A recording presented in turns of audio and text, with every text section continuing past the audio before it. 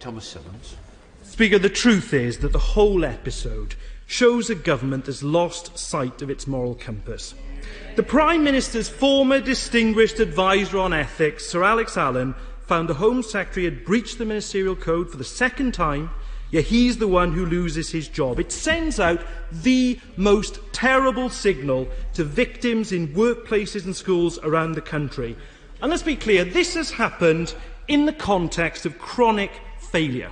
Violent crime rocketing across the country, conviction rates at record lows, domestic abuse charities struggling to keep their doors open, and it's taken 2.5 years for the government to consider any meaningful action on the offensive mess that is the Windrush compensation scheme.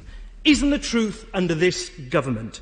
It's one rule for the Prime Minister, the Home Secretary and their friends, but another for everybody else.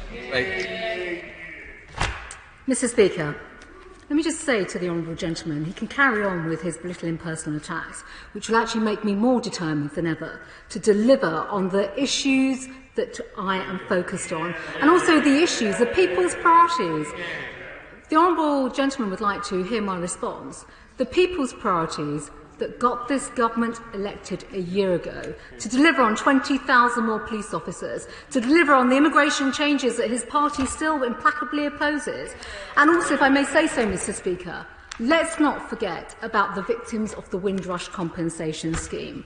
As he will also know, the scandal of Windrush dates back many successive decades under many other governments. It is this government that is fixing the wrongs of the Windrush issue, but also delivering in terms of compensation to the victims and also ensuring that more victims of that scheme come forward. And that is something, Mr. Speaker, as the honourable gentleman has heard in my opening remarks today, I will continue to pursue.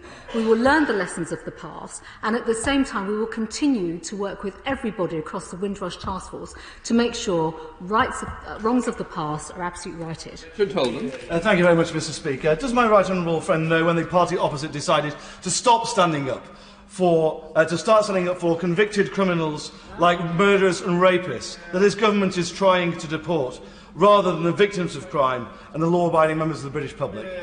Well, my friend is absolutely right. And once upon a time, Mr. Speaker, the party opposite claimed that it was tough on crime and the causes of crime. But quite frankly, it is quite disgraceful, and I'm sure his postbag has mirrored my postbag over recent weeks as well, where the British public are absolutely shocked and appalled that the party opposite now stand up for the murderers, the rapists, the sex offenders, and absolutely are not doing the right thing when it comes to ensuring that foreign national offenders are removed from our country. This party is a party of law and order, and we will continue to do the right thing and keep the British public safe. And I'm sorry that the honourable gentleman opposite finds that funny and has to laugh at that.